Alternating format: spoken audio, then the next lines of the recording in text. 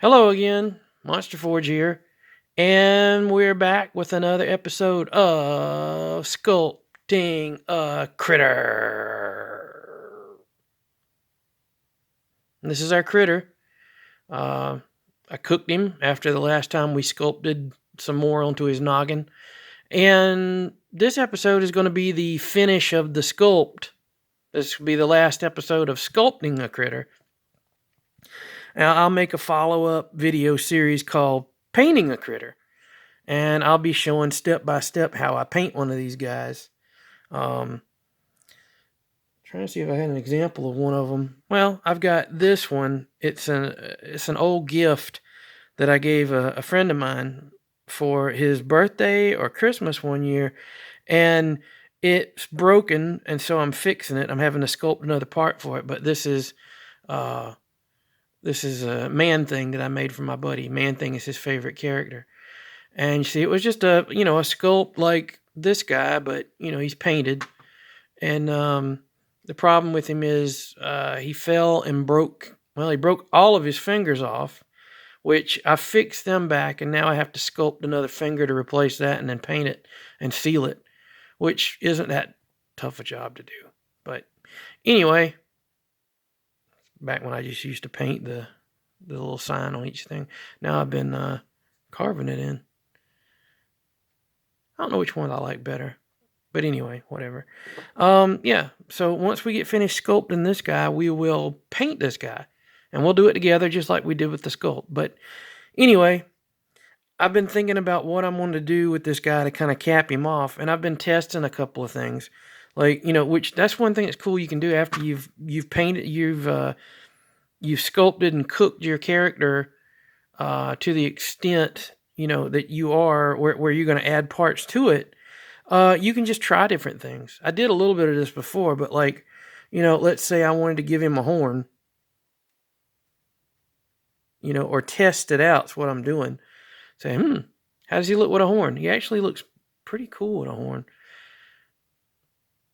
He might keep the horn. I don't know though, because I know what I'm going to add to him, and adding the horn kind of makes him look a little bit like a Power Rangers villain with the ears. There's a specific Power Rangers villain that had big ears and a horn on his nose, so the horn probably wouldn't. But the good thing about this is you can test out different looks and just, he's the sculpt you had before. You can try things, like, would you like horns on his head? See how he looks with horns. He looks pretty spiffy. You can kind of style him a little bit. Neat. A crest down his head, kind of like a mohawk. It's pretty neat. But I decided what this guy really needs, because he's kind of exaggerated. His facial features are exaggerated. He has big eyes. They're, kind of squinty right now. Makes you think of some kind of critter that lives in the dark, and when he comes out, he's like, oh, I can't see. And he's got a big nose, like basically most of his face is his nose. He's got a big mouth. Well, what's left? Big ears. So I goofed around with putting ears on him, and I really liked the way it looked. And so we'll do that. And I didn't want his ears to be completely like a rat's or a mouse's that's round. I kind of wanted a little bit of a pointy, tapered ear, but still big. So what you do is, this is the size of clay you'd need for one ear. So get another ball of clay and make sure it's roughly the same weight. It's close. And what I want to do is I want to just kind of get like a kidney shape to it, like a human ear. And then what I'm going to do is I'm going to put it here back behind his eye. So it's, it's kind of like a mouse's ear right now. And what I'll do is I will start to shape it the way I want it shaped. and so it has sort of a point to it. And as always, you know, it's got fingerprints on it right now, but we'll take care of that in a minute. So yeah, kind of like that. I think it gives him, you know, he has a really funny expression, and he's kind of ratty, and you know, it kind of gives him a little bit more of a ratty appearance, I think. So let's do a little bit of blending. Just kind of scoop this down and meld it to the main body, and we'll clean it up in a minute with some alcohol.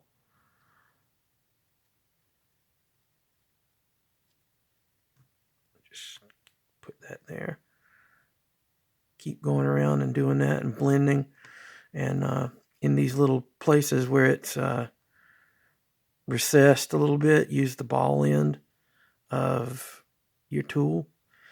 Now I want to scoop out some of this. And the reason why I didn't just make it thin and stick it on is because you lose some of the structural integrity of the ear if you do that.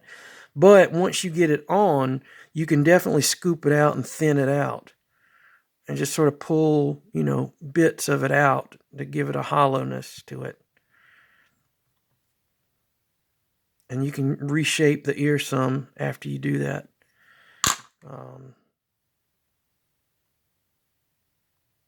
Just pushing the clay where you need it to be.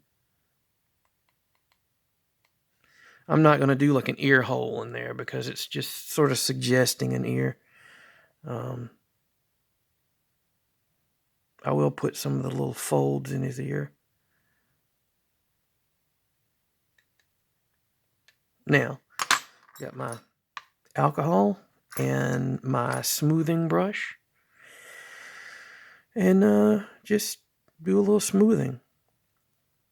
You're kind of, basically this is going to break down the clay and allow you to take the little jagged bits that you knocked off and smooth them down. And it also will help get rid of the fingerprints that you left whenever you sculpted.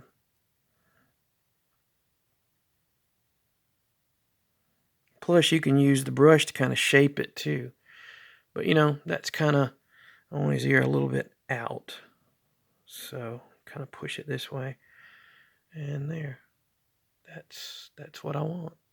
Now, if you're nervous about messing up what you've sculpted already, I would suggest going ahead and cooking it now. But you know, I'm fairly comfortable with avoiding it on the other side. So just follow the same steps. Just do it in you know, the opposite direction. You want kind of that kidney or kidney bean. They call them kidney beans because they're shaped like kidneys. Shape, and put it back there behind the ear. I mean, putting the ear behind the ear. Put it behind the eye, like you did on the other side, and then just start shaping it again. And you know, if you opt not to do the fire or the cooking of one side, you know, and start another, just be mindful of where your fingers are and where the uncured clay is, because when it's like this and it's soft from kneading, and that's another thing too. One thing you can do to avoid messing up things is kind of, if it's cooler where you are, like right now it's really kind of cool here. I like the temperature pretty cool. For one thing, if you leave the clay, you know, you've just kneaded it and you've made it warm and everything. If you leave the clay unkneaded for a while, the coolness of the air will kind of let it, the molecules kind of slow down again and get a little bit firm. It's not going to, this stuff is not going to harden in the air.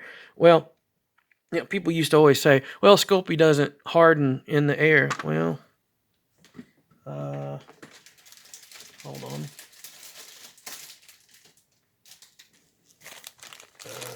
This is the one. No. Maybe this is it. Yes, this is it. This is some... Nope, this is still soft. I'm making a liar out of myself, everybody. This is definitely the one. No, this softened up too. Okay, never mind. Don't pay any attention to anything that the dumb man said. But I have had Sculpey dry out. Not completely dry out. It just gets kind of crumbly. You can rework it. It's just a pain in the butt. You could definitely work some alcohol into the surface of the dried out Sculpey, and you could work it back into malleability. But anyway, enough of that. Once again, like we did with the other ear, we're just gonna, pull these pieces, kind of blend it with the body. All the while you're doing it, you're kind of shaping the back side of the ear like that.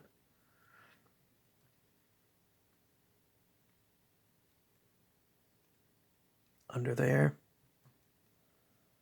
Cyclops there. Let's see. I forgot. Use the ball end of that to kind of blend it behind the eye.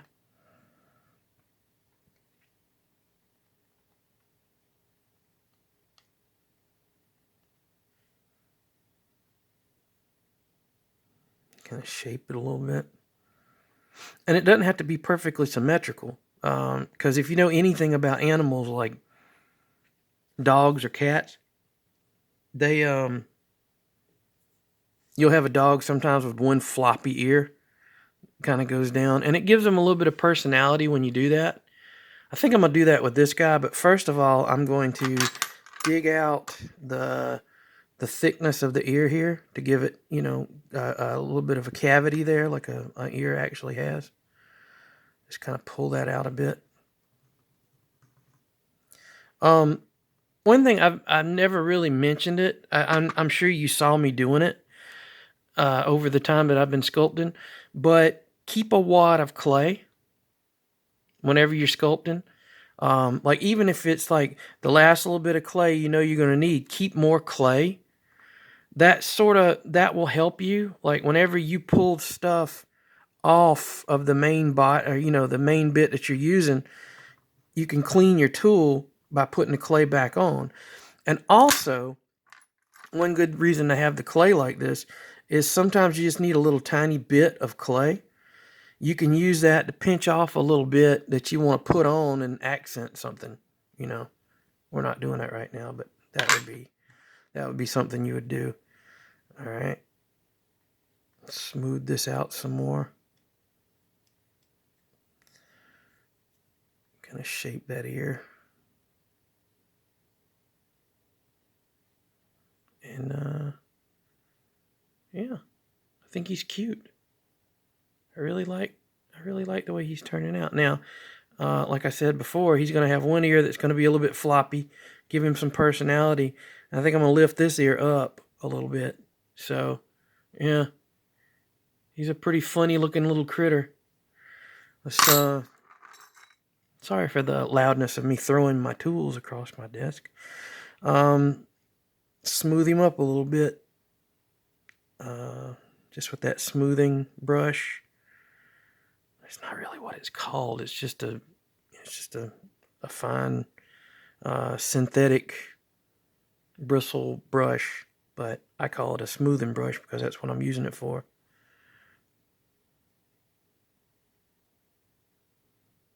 Some people call it a sling blade. I call that a Kaiser knife. Or whatever he says. I can't remember. Yeah.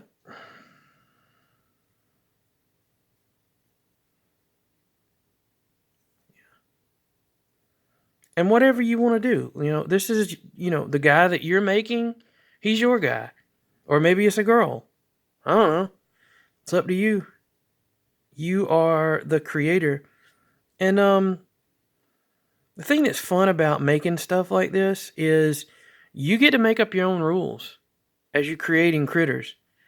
I've probably broken some rules about how people sculpt things. That's fine. I know in the past I've had people tell me, well, you should do so-and-so, you should do so-and-so. Well, I like to take advice if it's good advice or if I can use it. I'm always learning. Never stop learning. But ultimately, you have to figure out what works best for you. I've had a few people tell me that alcohol is not the best tactic or best tool for smoothing out your sculpts. That there's, you can buy liquid that works that way, and that's fine. I'm sure it's wonderful stuff. I just know that I can buy, because I've looked for that stuff and the price is a little bit more than I wanted to pay. I can go to Walmart. It's a plug for Walmart. And buy a bottle of alcohol for like 88 cents. And it works just fine. I've talked to a couple of people that said that that solvent that people use to work with the Sculpey it's just about the same thing as using alcohol. I don't know. I've not researched it that much. I'm just kind of going with what works. But like I said, it's up to you, try out stuff. I eventually will try out that solvent, just to see if I like it or not. But, try it out. If it works for you, it works for you. If it doesn't, it doesn't. Now, I'm going to put a little bit of texture on the skin, because I don't want it to be completely smooth, because his skin, you can't really see it on the video, but his skin has a lot of texture to it that will really show up whenever he's painted. And so I'm kind of keeping that texture going across the skin. It's little lines that are in the skin that really give it, some extra character. Makes it look more like skin. But I think I'm done with him. He's got his little ears. They're not little at all. They're big ears. Kind of Yoda-like, but not quite as long as Yoda's. But I just wanted to have mousy ears that weren't quite completely mousy. Maybe he's like a Vulcan mouse or something. That's the stupidest thing I've ever said. But anyway, I'll go and fire... I'm not using a kiln. I'll go and cook this guy in the oven, a conventional oven. 250 degrees for about 10 minutes. Knowing me, I'll leave him in there for 3 hours and then remember. Try not to do that. But yeah, he's going to go in the oven and we'll be able to paint him up. But this is the last video in the Sculpting a Critter series. And next time you see me, it will be painting a critter. And we'll take it from there. And this guy will be all cured. The clay will be cured. And we'll be able to paint him up. And I think it'll be a fun time painting.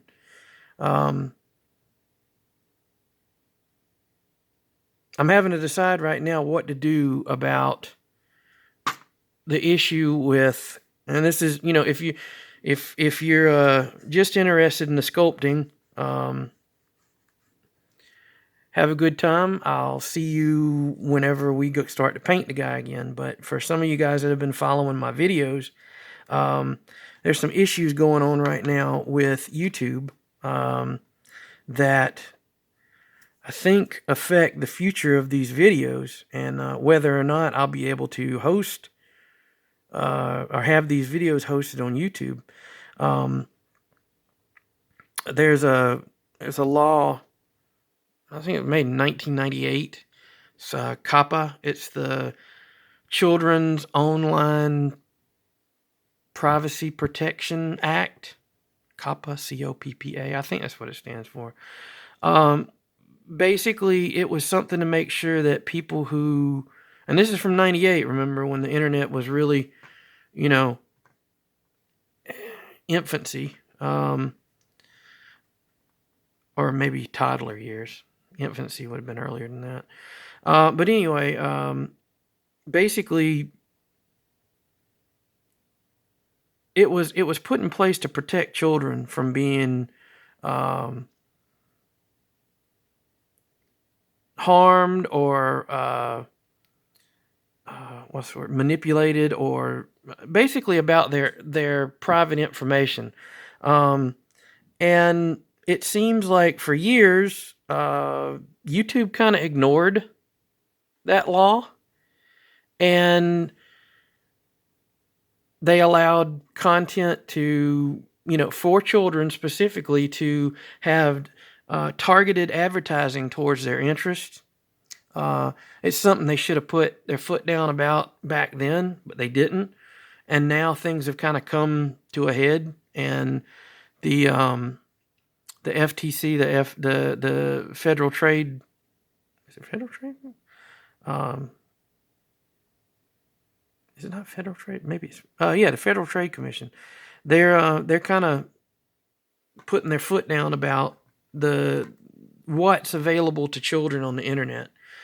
And basically what it is anybody that's got a YouTube channel that has content that could be possibly in any way construed as appealing to children. Like I could drop 20 F-bombs right now and label this video, which I'm not going to, and label this video as not for kids. But if enough of the content had to do with fanciful critters or, arts and crafts or anything like that would be appealing to a child, the video would be deemed as such appealing to a child, and it would, I don't really seek monetization for my videos, but I do like having interactivity with you guys and the ability to read your comments and comment. And if the video was deemed suitable for children, they would take away the ability to have comments on the videos.